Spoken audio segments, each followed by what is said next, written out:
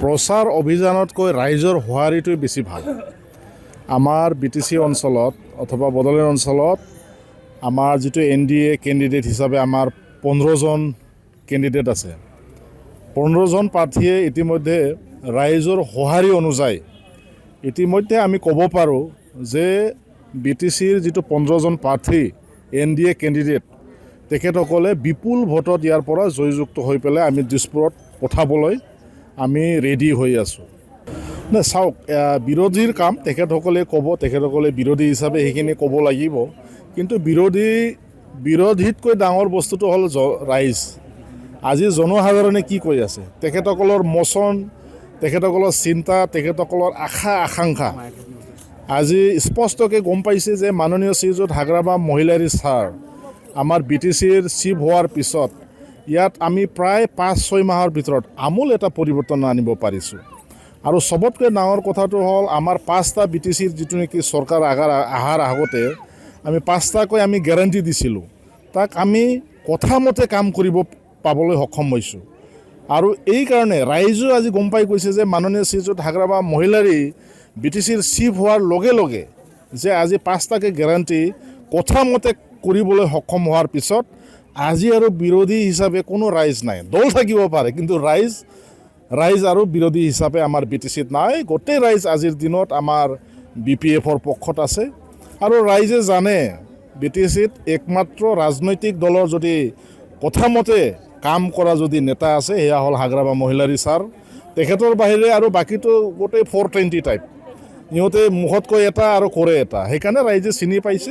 আৰু আমাৰ বিশ্বাস আছে হাগ্ৰাবা মহিলাৰী ছাৰে যেতিয়ালৈকে আমাৰ BTCত চিফ হৈ থাকিব, BPF দলৰ মুৰব্বী হৈ থাকিব, তেতিয়ালৈকে BTCবাসীয়ে কোনেও মানে চিন্তাত থাকিব লগা নাই। চবেই সকলোৱে সমান অধিকাৰ পাই যাব। আৰু BTC অঞ্চলত থকা প্ৰত্যেকটো জাতি জনগোষ্ঠী আৰু বিশেষকৈ এটা কথাটো মই ক'ব বিচাৰিছোঁ, BPF দলত 12টাকৈ জাতীয় কোষ আছে। 12টাকৈ নিজা জাতীয় আজি গোৰ্খাৰ পৰা আৰম্ভ কৰি কোচ ৰাজবংশী, আদিবাসী, চান্তাল, হিন্দীভাষী, বেংগলী, মাইনৰিটি, সূত্ৰধৰ, নাথযোগী, ৰাভা, গাৰো, হৰণীয়া আদিকে কৰি 12টাকৈ জাতীয় কোষ হোৱাৰ বাবে আজি প্ৰত্যেকটো জাতি জনগোষ্ঠীৰ ক্ষুদ্ৰ সমস্যাবোৰ আজি স্পষ্টভাৱে BPF দলত আলোচনা হৈছে, পৰ্যালোচনা হৈছে আৰু সমাধানৰ ক্ষেত্ৰত মাননীয় শ্ৰীযুত হাগ্ৰাবা মহিলাৰী ছাৰে ইয়াৰ ব্যৱস্থা লৈছে। BPF দলত নেতাসকলে কৈ আছে BPF দলীয় অকল হিংসাই বিচাৰে, এতিয়াও শান্তি নিবিচাৰে।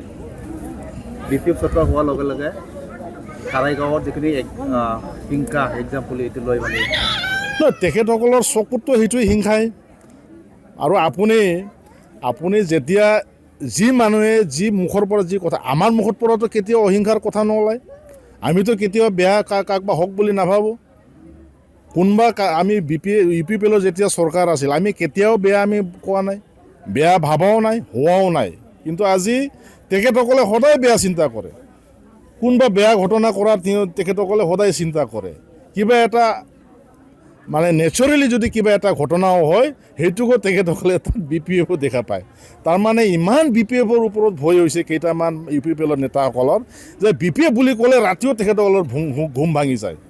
তো সেইকাৰণে মই তেখেতসকলক কৈছোঁ, যদি কষ্ট হৈছে, ইমান BPFৰ পৰা মানে ভয় খাইছে, আহক, আমাৰতো দৰ্জা খোলা আছে। হাগ্ৰাবা মহিলাৰী ছাৰে স্পষ্ট কৰি দিছে যে আমাৰ দৰ্জা সদায় খোলা, আহিবও পাৰে যাবও পাৰে কৈছে আৰু আহিও আছে। যেনিবা লাষ্টত মই দেখিছোঁ আমাৰ UPPL দলৰ মুৰব্বী প্ৰমোদ বড়ো ডাঙৰীয়া আৰু কেইটামান চামচাক লৈহে UPPL কৰি থাকিব যেন পাইছোঁ। আৰু মই তথাপিও তেখেতকো আহ্বান জনাম, যদি ভালে আৰু কি অপজিশ্যন আৰু ৰুলিং পাৰ্টিৰ কথা আছে, আহক চবেই মিলি পেলাই কাম কৰোঁ। BTCৰ চিফ মাননীয় হাগ্ৰাবা মহিলাৰী ছাৰে চবকে ৱেলকাম কৰিছে। আৰু ময়ো সেই কথা মতে মানে আহ্বান জনাব বিচাৰিছোঁ। প্ৰমোদ বড়ো আমাৰ কিহৰ শত্ৰু, তেখেতেও আমাৰে মানুহ, তেখেতকো মই আহ্বান জনাইছোঁ, আহক BPFত আহক, আপুনিও দায়িত্ব লৈ কাম কৰক। নিশ্চিতভাৱে হাগ্ৰাবা মহিলাৰী ছাৰে তেখেতকো ভাল নজৰেদি চাব, একেলগে কাম কৰিম। চিডলিটো আমাৰ একদম ফাৰ্ষ্ট ক্লাছ। আৰু ময়ো চিডলিবাসী হিচাপে ময়ো ভোটাৰ, আৰু এইখিনি মোৰ কনফিডেঞ্চ আছে। আৰু আপোনাৰ মাধ্যমেদি মই জনাব বিচাৰিছোঁ, চিডলি চিৰাং হিচাপে আমাৰ বিপুল ভোটত মাননীয় আমাৰ পানীৰাম ব্ৰহ্ম ছাৰে জিতিবলৈ সক্ষম হ'ব।